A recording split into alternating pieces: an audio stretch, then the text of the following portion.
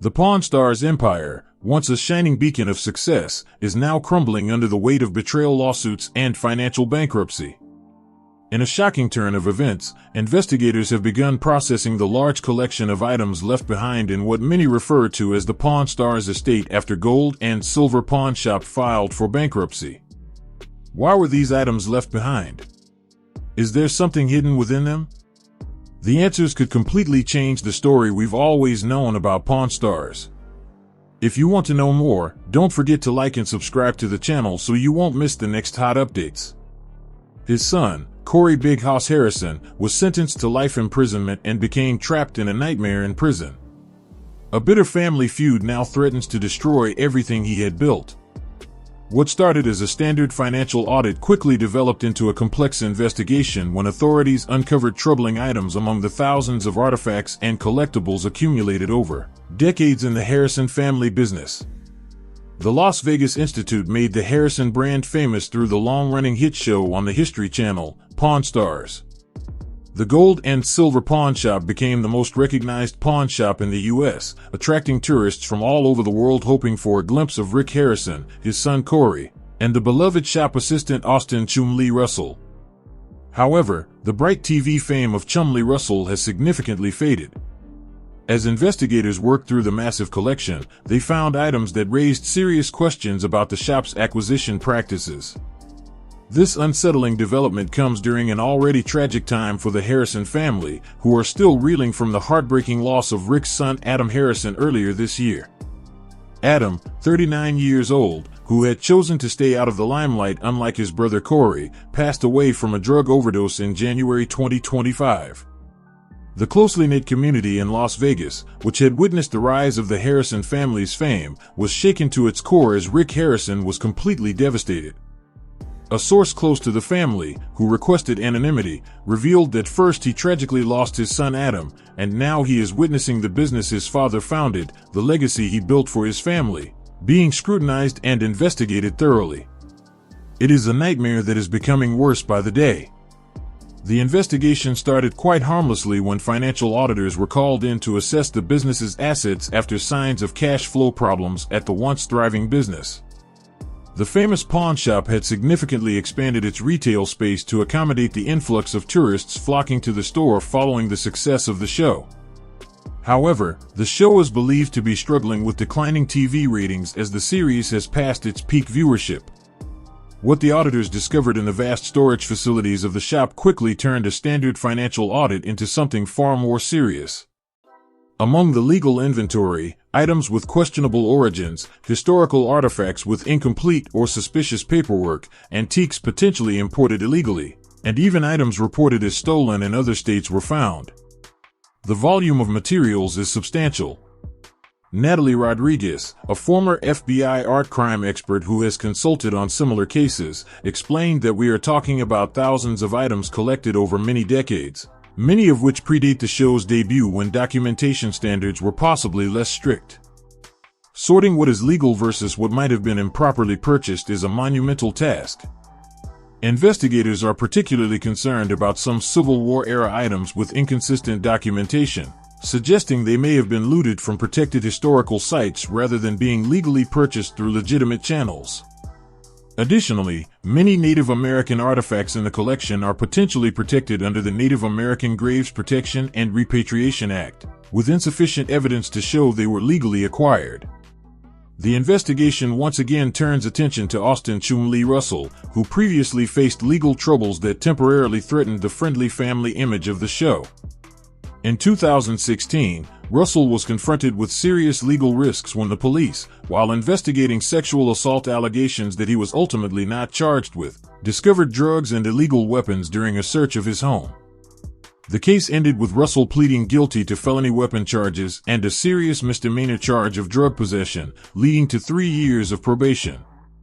Chumlee worked incredibly hard to overcome his legal issues and rebuild his life. Lawyer Martin Cohen stated that he was completely uninvolved in any potential problematic acquisitions during the time when most of the items in question were acquired. He was simply an employee with no authority to purchase items. Chumlee cooperated fully with investigators.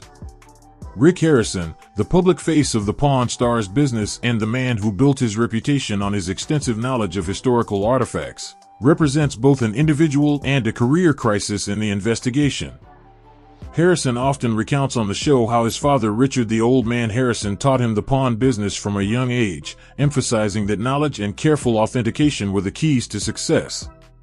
Richard Harrison passed away in 2018 at the age of 77 after battling Parkinson's disease, leaving Rick as the head of the family and business. The elderly man, affectionately called the Old Man by millions of viewers, co-founded Gold and Silver Pawn with his son Rick in 1989, laying the foundation for what would eventually become a global television phenomenon when Pawn Stars premiered in 2009. Rick always acknowledged his father's role in teaching him everything about the business. A former producer of the show who worked closely with the family for 7 seasons described the Old Man as tough but fair. He would be heartbroken to see the business facing such accusations, and he was immensely proud of having built something that his grandchildren could inherit. That inheritance now seems increasingly threatened as investigators continue to catalog the vast inventory. In addition to the historical items that could have been illegally bought, authorities are also believed to have discovered financial irregularities indicating potential tax issues that may have been ongoing for years. Although no formal charges have been filed, the investigation has expanded to include forensic accountants examining the complex business network created by the success of the show. During the peak of Pawn Stars' popularity, the Harrison family leveraged their fame into several businesses in Las Vegas, including Rick's Rollin' Smoke, Corey's involvement with a bar called Viper Room Las Vegas, and the various business deals structured by the company to manage these enterprises is currently under investigation for potential money mixing and questionable cost allocations to Corey Big Hoss. Corey, who has worked at the pawn shop since his teenage years and is being trained to eventually take over the family business. The investigation not only threatens his livelihood but also jeopardizes the succession plan, which has been the subject of countless episodes showcasing his growth from a rebellious young man to a talented entrepreneur. Corey is trying to stay positive and support his father during this challenging time. A family friend revealed that he is still grieving the loss of his brother Adam while attempting to cooperate with investigators and keep the business running. The shop remains open, but the atmosphere inside is very gloomy. Adam Harrison's death in January cast a dark shadow over the family. The ongoing investigation has only deepened it, despite Adam choosing not to participate in the TV show because he preferred a life away from the cameras. From the footage, he remains a close part of the Harrison family. His death due to a drug overdose highlighted the opioid crisis affecting families across America, with Rick Harrison later revealing that his son had struggled with addiction issues for years. In a poignant statement following Adam's death, Rick wrote, "You will always be in my heart. I love you, Adam." The grieving father later spoke more about the devastating impact of drug addiction, using his platform to raise awareness of the growing opioid epidemic which claims thousands of American lives each year. The current investigation has heightened media scrutiny of the family during their mourning period, adding tension as they try to navigate personal loss while managing a potential business collapse. Sources close to Rick Harrison say that he has fully cooperated with the investigators while insisting that any irregularities were unintentional and may be a result of the rapid expansion of the business. During the show's surge in popularity, Pawn Stars skyrocketed, transforming almost overnight from a local pawn operation to a global brand. Ellis Monroe, a business advisor familiar with reality TV enterprises, explains that the operational systems for a small family business are often broken under such explosive growth. Filing procedures, acquisition protocols, financial controls, these all need to scale significantly, and that doesn't always happen smoothly. A&E Networks, the channel that made the Harrisons and Chumlee household names, issued a brief statement acknowledging the investigation while emphasizing that the network is not involved or aware of the day-to-day purchasing activities at Gold and Silver Pawn Shop. "I want a pawn shop, I went to City Hall and they told me no, you can't get a boxing job in Las Vegas."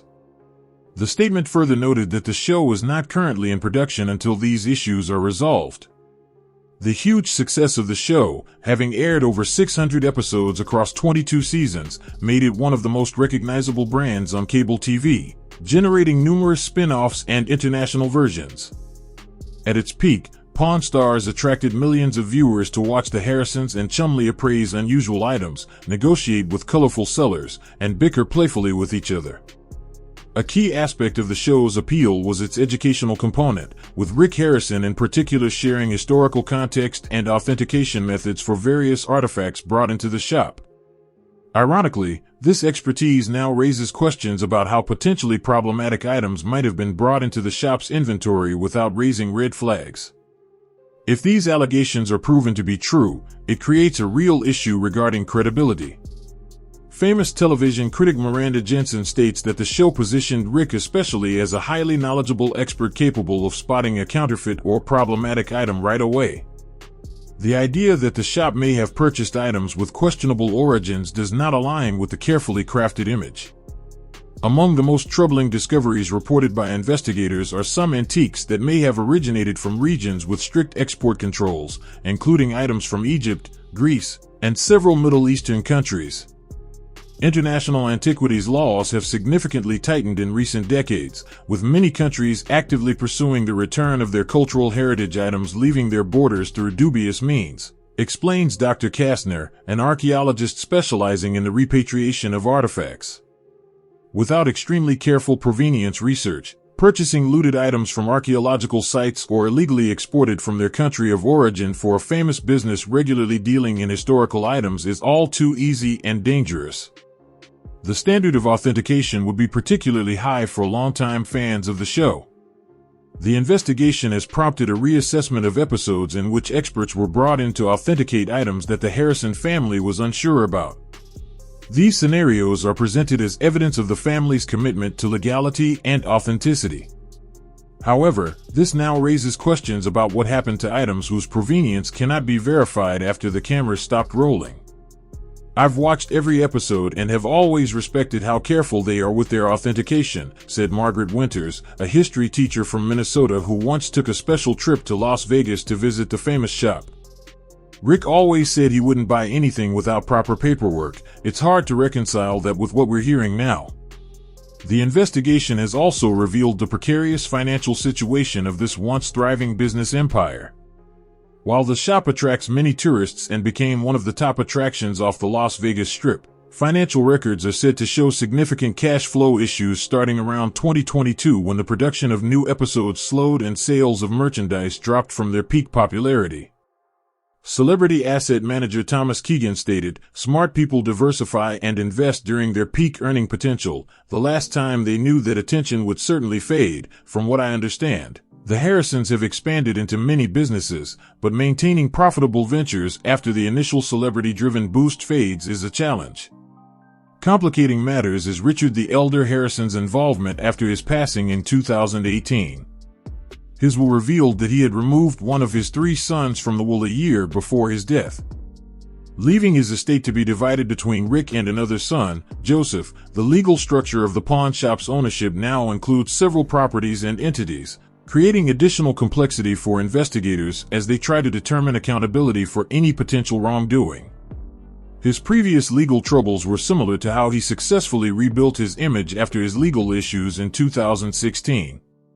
Russell significantly lost weight, focused on his health, opened a candy shop near the pawn shop, and often showcased his successful rehabilitation image. Austin worked incredibly hard to change his life after his legal issues. A friend who knew Russell before he became famous on television mentioned that he has stayed sober, focused on his health, and built legal business ventures separate from the pawn shop. The pawn shop is linked to the investigation due to his association with the show. It's disappointing that he had no involvement in the acquisitions or financial decisions. The investigation has also exposed the complex reality behind the staged scenarios of the reality TV show. While Pawn Stars presents itself as capturing the daily operations of a functioning pawn shop, the production demands meant that many interactions were scheduled and staged, with items and sellers carefully vetted before appearing on camera. However, the camera's shopping operations continue, essentially creating 2 parallel businesses, one selected for TV and another serving regular customers. Most reality TV shows operate this way due to demand. Television producer Samantha Lewis, who has worked on similar formatted shows, explained, although not a Pawn Star, you can't just expect interesting people with worthy items to walk into your filming schedule. The challenge for businesses like Gold and Silver is maintaining proper protocols for both the televised transactions and regular business operations that run concurrently with production. As investigators continue handling the enormous inventory, reportedly filling multiple storage facilities beyond the shop itself, the Harrison family faces an uncertain future.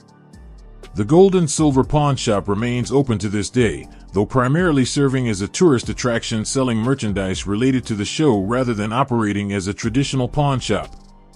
Its iconic status is clearly shown through the steady stream of tourists still visiting. Many people are unaware of the ongoing investigation behind the scenes. We traveled all the way from Australia to see the shop, Thomas Mercer said when visiting Las Vegas with his family. My sons have been serious fans of the show at home and wanted to see where it all happened. We were hoping to see Rick or Chumlee, but they told us no cast members were present today. The convergence of personal tragedy and career crisis creates an unimaginable burden. Friends report that he is especially focused on supporting his granddaughter and daughter-in-law after Adam's death. When he was in his early 20s, he had problems with drugs, and my God, I took him to rehab so many times, and every time he did really well, a friend shared. While still trying to overcome the looming threat to the business his father founded over 30 years ago, Rick is a survivor. A longtime partner who knew Harrison before he became famous on television stated, "He built this business once, and no matter what this investigation concludes, I won't count him out. He's facing the darkest time of his life with losing Adam and now this investigation, but I've never seen him give up." The legal process is expected to continue for months as investigators work to determine which items may need to be returned to their rightful owners or countries of origin and what financial obligations the business might face. Currently, the Harrison family remains in a precarious position. Their once envied success story now serves as a cautionary tale about the hidden pitfalls of rapid expansion and fame. The saddest part is the impact this has on Harrison's legacy, reflecting on a former employee of Gold and Silver who worked at the shop for over a decade. The old man built this business from scratch, working tirelessly to create something he could pass on through generations. He shared Rick expanded it beyond anything his father could have imagined. Now, instead of passing it on to the next generation, they are watching it be dismantled piece by piece. As tourists continue to flock to the famous shop on Las Vegas Boulevard, many take selfies with the Pawn Stars logo and buy souvenirs, unaware that they may be witnessing the final chapter of an iconic American success story. A story that rose to unprecedented heights through television fame before potentially collapsing under the weight of that very success. Frank Fritz's peaceful mansion hides a dark secret buried beneath its floorboards. When the FBI arrived at the sprawling estate in Iowa and began tearing up the old floorboards, they expected to find typical evidence. Instead, what they uncovered was enough to astonish even the most seasoned investigators. The agents were shocked by the discovery beneath the home of the former American picker star, which would soon become national news, leaving investigators and the public stunned.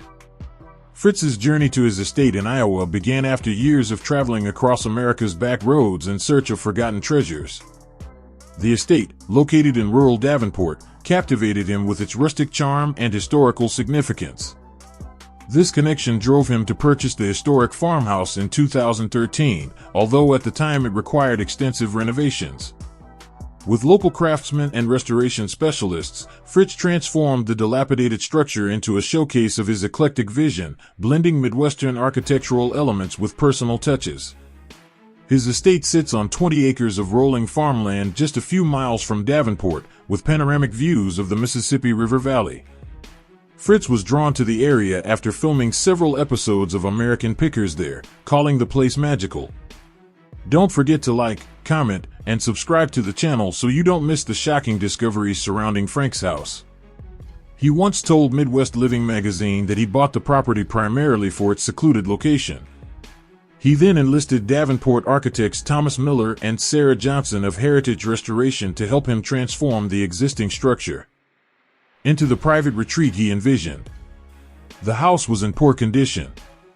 Johnson recalled, It was an 1890s farm that had been abandoned for almost a decade and had significant structural issues, but Frank saw its potential right away: good bones and a perfect location. Fritz and his design team weren't interested in creating a place for television. Instead, their priorities were authenticity, comfort, and creating a space to display his growing collection of classic motorcycles and American memorabilia. The renovated home became a blend of many styles: part traditional farmhouse, part rustic cabin, part collector's paradise. It doesn't try to be anything specific, Miller explained. It reflects Frank's personality perfectly: simple, authentic, and full of stories. A top priority in the renovation process was structural integrity, ensuring that the old farmhouse could stand for another century. The sagging floors were reinforced, and the foundation was stabilized before any aesthetic work began. Fritz brought the eye of a collector to the finishing details of the interior space. What he wanted was authenticity, a home that honored its 130-year history while still meeting modern comforts. "I've spent my whole life searching for things with patina and history," Fritz explained during a rare home tour. "I wanted my house to feel like it had been lived in and loved through generations." After leaving American Pickers in 2020 and suffering a subsequent stroke in 2022, Fritz became increasingly reclusive. His sprawling estate in Iowa became his refuge from public scrutiny and health issues. Neighbors reported rarely seeing the former TV personality, though the lights could be seen moving through the house at odd hours. His collection of vintage motorcycles and antiques continued to grow, transported by unmarked trucks occasionally visiting the property.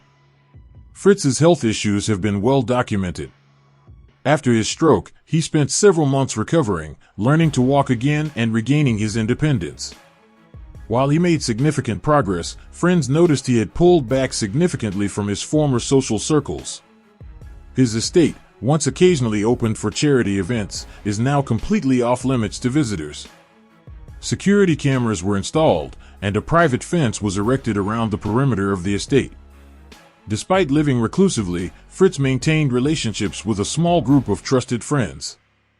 One of these individuals, a longtime motorcycle restoration partner named James Kenworth, became concerned in early 2025 when Fritz stopped responding to calls and messages.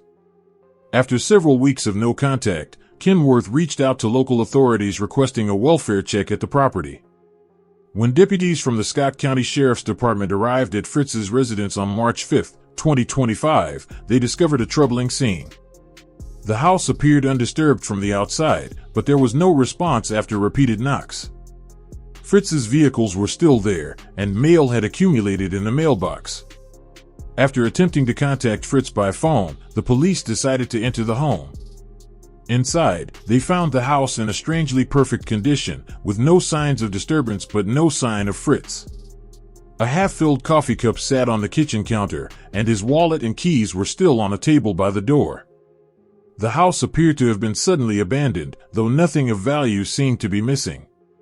Local authorities noticed the unusual nature of the scene and contacted the Quad City FBI field office due to Fritz's fame and the strange circumstances. Federal agents arrived within hours to assist in the investigation. Initial searches of the property uncovered nothing unusual, though agents noted that some areas of the main house had been recently renovated. What was particularly noteworthy was the library, where new hardwood flooring had been installed in the past year. This was unusual given Fritz's well-known preference for original materials. Meredith Carver led the FBI investigation, bringing in forensic experts to examine the property.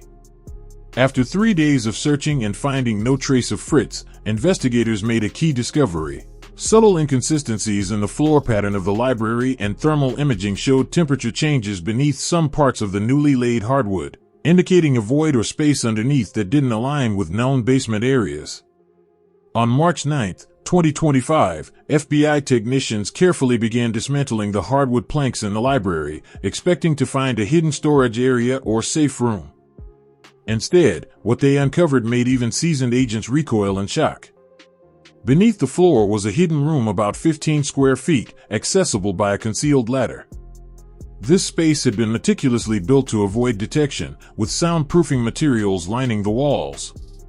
What they found in the hidden room left investigators speechless. Instead of antiques or valuable items one might expect from a collector like Fritz, they found dozens of meticulously arranged leather-bound journals with dates carefully noted alongside thousands of documents, some appearing decades old, and several vintage filing cabinets. The most shocking find was a wall covered in photos and newspaper clippings, all connected by red string in a pattern that suggested an ongoing investigation spanning many years. Agent Carver immediately sealed the scene and established a security perimeter around the property. Within hours, specialized document analysts and behavioral scientists flew in from the FBI's headquarters in Quantico, Virginia. Their arrival marked the beginning of one of the most bizarre investigations in recent history for the agency. As FBI analysts began to examine the contents of the secret room, an astounding picture emerged. The journals, spanning over 30 years, detailed Fritz's secret obsession with investigating a series of unsolved cases that had occurred across the Midwest since the 1970s. The earliest journal entries date back to Fritz's teenage years when a childhood friend disappeared without a trace from his hometown, but documents revealed that Fritz had conducted his own parallel investigation for decades, using his American picker trips as a cover to visit locations connected to the cases and interview witnesses under the guise of searching for antiques. His journals detailed conversations, observations, and theories that had never been shared with official investigators. The most concerning part was that some recent entries suggested he believed he had identified a pattern linking decades-old cases and that he feared for his own safety. FBI document experts discovered that Fritz had gathered police reports, witness testimonies, and evidence that had never been made public. Some documents appeared to have been obtained through unofficial channels, raising questions about potential links to law enforcement. The wall of photos included images from crime scenes, suspects, and victims, many accompanied by Fritz's handwritten notes. Basically, what we found was a private investigation room that could rival many police departments, Agent Carver told her superiors in a confidential press briefing. Fritz wasn't just collecting antiques during his trips, he had a method of collecting evidence and connecting dots that law enforcement had missed for decades. This discovery raised immediate concerns about Fritz's whereabouts, whether his investigation had led him into danger or if he had gone into hiding fearing that someone connected to the cases had discovered his work. The FBI immediately launched a search for Fritz while also starting to verify the information contained in his hidden archives. As investigators delved deeper into Fritz's journals and documents, they identified at least 17 unsolved disappearances and murders spanning Illinois, Iowa, Missouri, and Wisconsin from 1978 to 2010. Fritz had meticulously documented similarities between the cases that official investigations had never connected. The missing specific items from victims' homes, specific break-in methods, and some of the most convincing geographical patterns were the central theory Fritz detailed in his most recent journal entries. Entries from January 2025 suggest that Fritz believed the cases were connected to a network of antique dealers and collectors who had used their businesses as a cover for darker activities. His notes indicated that some rare items appearing at private auctions could have originated from the homes of victims, establishing a pattern that law enforcement had not detected, focusing on more obvious motives. FBI analysts were astounded to discover that Fritz had compiled a list of names, including several prominent figures in the world of antiques, whom he suspected to be involved. Even more shocking was that he had recorded seemingly harmless encounters with these individuals during his time on American Pickers, noting behaviors or comments that had raised his suspicions. The most recent journal entry, dated February 12, 2025, contained a chilling final line, "They know I know. Meet Jay tomorrow to hand over everything. If anything happens to me, the truth was beneath the library floor." The FBI's discovery at Fritz's estate quickly expanded into a multi-state operation. Unsolved cold case units in 4 states were activated to review the cases that Fritz had connected, benefiting from his years of research. Agent Carver established a dedicated task force based at a secure facility near Davenport, working to verify Fritz's claims while continuing to search for the missing collector. On March 15, 2025, the investigation took another dramatic turn when agents identified Jay from Fritz's last journal entry as Joanna Wills, a former district attorney who had worked on several unsolved cases in the 1990s before going to prison. When agents located Wills at her law office in Chicago, she confirmed that Fritz had contacted her in early February, claiming to have evidence related to multiple unsolved cases. He had scheduled to meet me on February 13th with what he described as irrefutable evidence that would identify the perpetrator, Wills told investigators, but he never showed. I tried calling him several times but got no response. Since he had a history of health issues, I assumed he had to be hospitalized. The FBI's growing fear that Fritz had disappeared just as he was about to share his findings became evident. It was clear that someone had known about his plans and acted to silence him. The search for Fritz had now turned into both a missing persons case and a potential murder investigation. On March 22, 2025, nearly 3 weeks after Fritz's disappearance, the investigation made its first major breakthrough. Based on location data from Fritz's cell phone, taken from records before the device went offline on February 12, agents focused their search on a remote area of woodland near the Mississippi River, about 30 miles from Fritz's estate. In an open field accessible only by a narrow dirt road, investigators discovered Fritz's SUV hidden under camouflage. The vehicle appeared to have been carefully concealed, with branches and foliage arranged to prevent aerial detection. Inside, agents found a packed suitcase, additional journals, and a laptop, but no sign of Fritz or any evidence of violence or struggle inside the vehicle. The laptop provided immediate intelligence. Fritz had created encrypted files containing backups of all his research, along with video recordings of his own statements detailing his findings.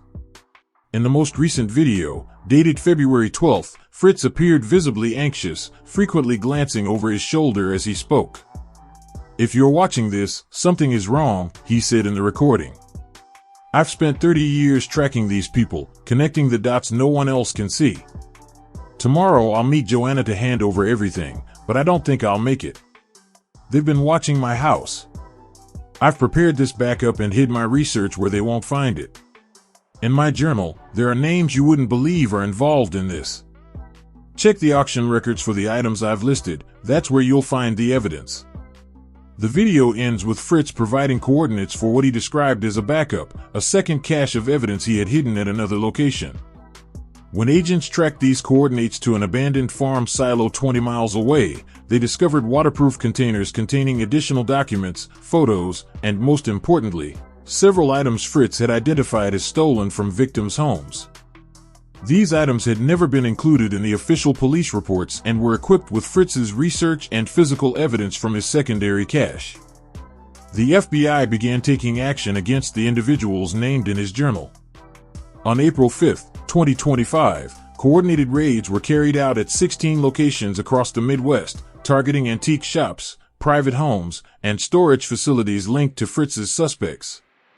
The operations recovered dozens of items matching descriptions of stolen property from victims' homes in unsolved cases. What was even more troubling was that some locations contained hidden rooms similar to the one under Fritz's library, spaces dedicated to cataloging stolen items and planning operations.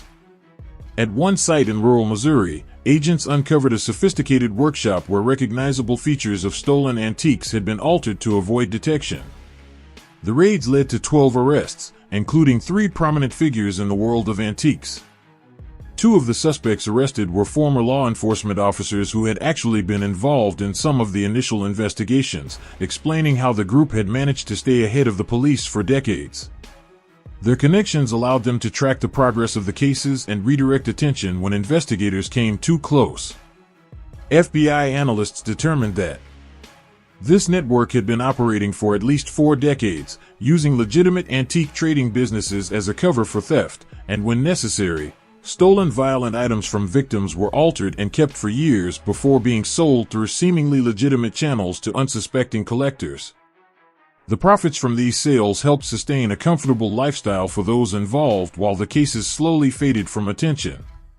Although the criminal network had been successfully dismantled, there was still no evidence indicating that Fritz's network members knew about his planned meeting with former prosecutor Wilkes or had acted to stop him from sharing his findings. The question that haunted investigators was whether Fritz had been captured and was hiding, or worse. The breakthrough in the case came from an unexpected source on April 18, 2025, when a motorcycle mechanic in northern Minnesota contacted authorities after recognizing Fritz's name and photo from news reports on the investigation.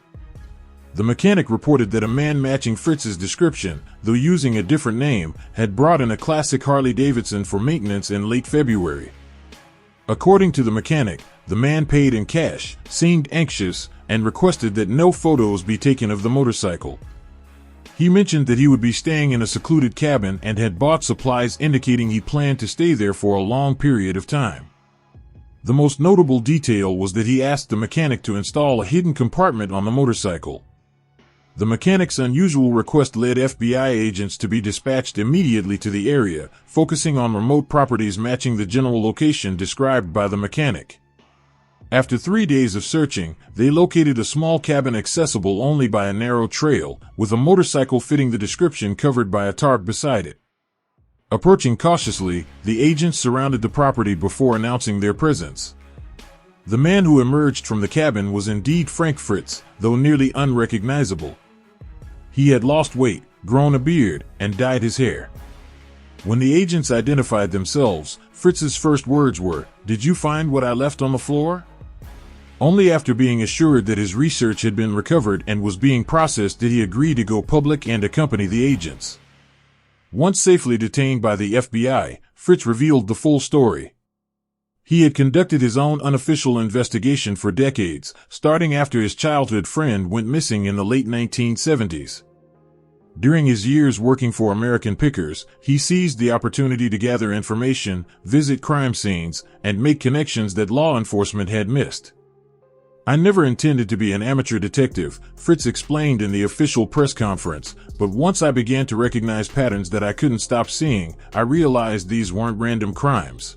They were calculated, organized, and interconnected by the antique trade, which I know all too well." Fritz described how he first became suspicious when he recognized items at private auctions that matched descriptions of stolen property from unsolved cases. As his awareness grew, he began documenting the similarities between the cases and tracking the movement of specific items in the market.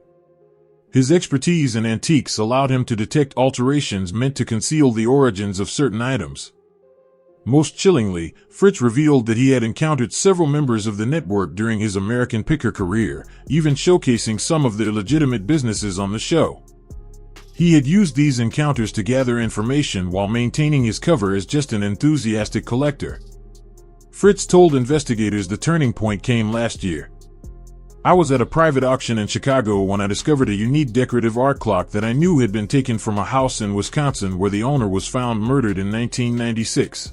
The clock had been modified, but I recognized the unique mechanism. When I casually inquired about it, the seller's reaction told me everything I needed to know. They recognized me, and they were not happy about my questions."